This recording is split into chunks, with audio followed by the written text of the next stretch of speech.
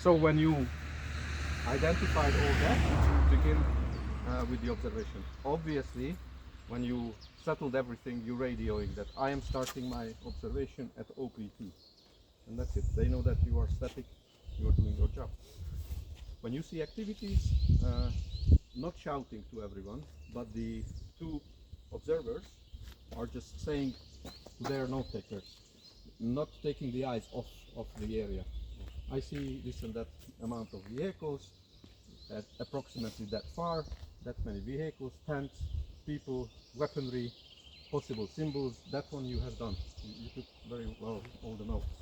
But furthermore, when you had another avenue of view, you also recognized barrier, checkpoint, which wasn't observed on the top, right? You just could not see it from there. So therefore, being static doesn't mean you cannot alter slightly your position. Another very important thing, that on the highest point there should be a visibility sign. That the top is of the car, the blue flag.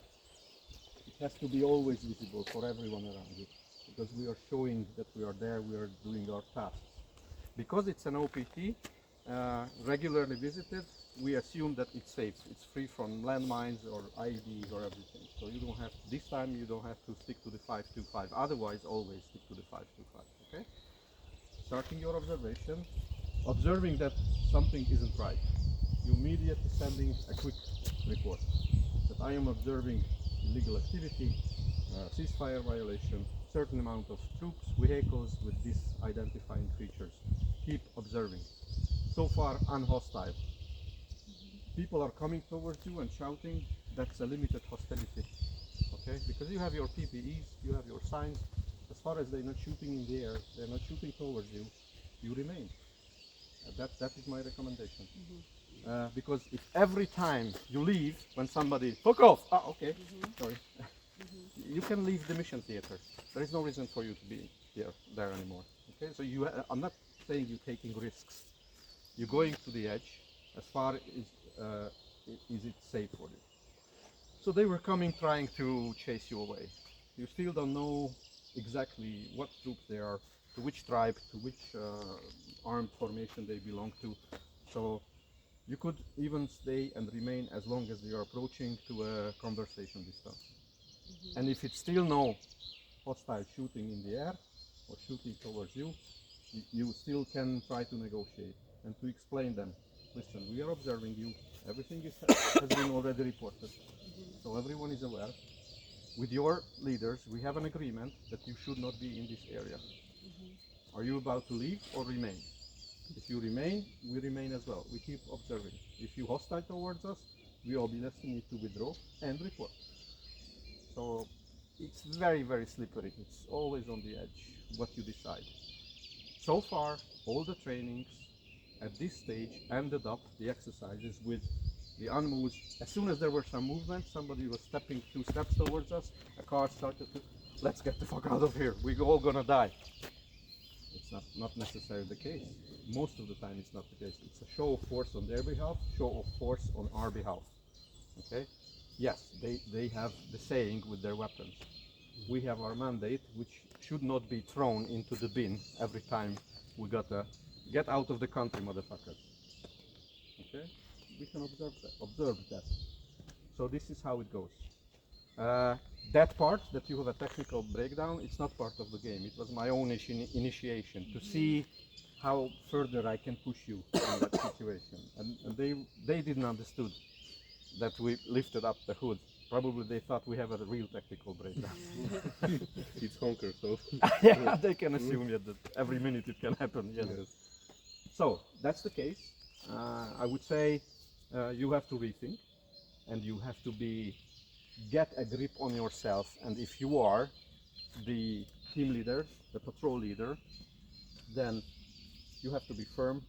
I'm not saying strict to the patrol team members, but have decisive saying and decisions.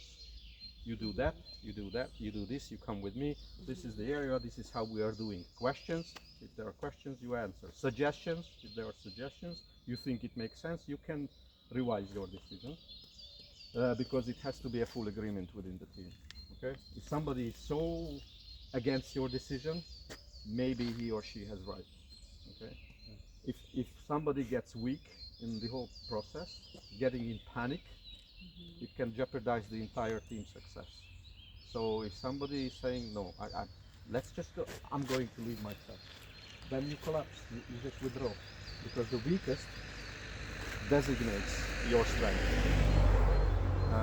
If there are some more experienced guys and they say, trust me, I had this before, let's push a little further the action.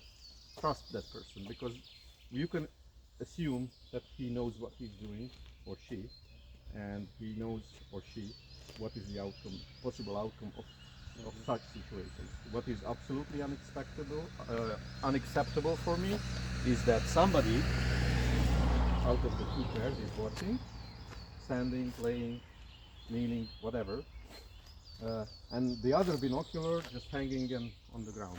And the owner of the binocular, nice sweater, it's just a no-go, okay?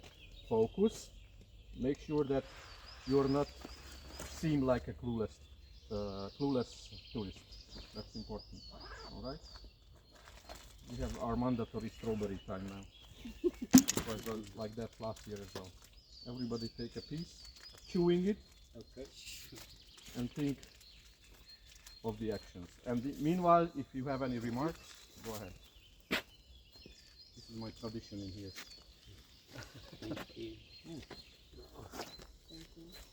That's good. The sun is yum. Oh, I used to say we have to have a combat comfort all the time, no matter what. When I used to jump out with my commander as an S3 Obsensio, my battalion commander was jumping first from a helicopter. Winter survival training. 3 days in the woods, minus 20 degrees. Czy ja mogę prosić na drugi numer? Cool adventure. He jumped out. My S2 reconnaissance NCO battalion TOC jumped out. I was the third. 3 of us landed first, and then the battalion came. My first task was to find the ditch, a safe place, with my parachute and everything.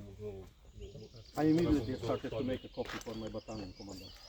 By the time he comes in the ditch, he gets served. Shandor, you want to switch it off? Please.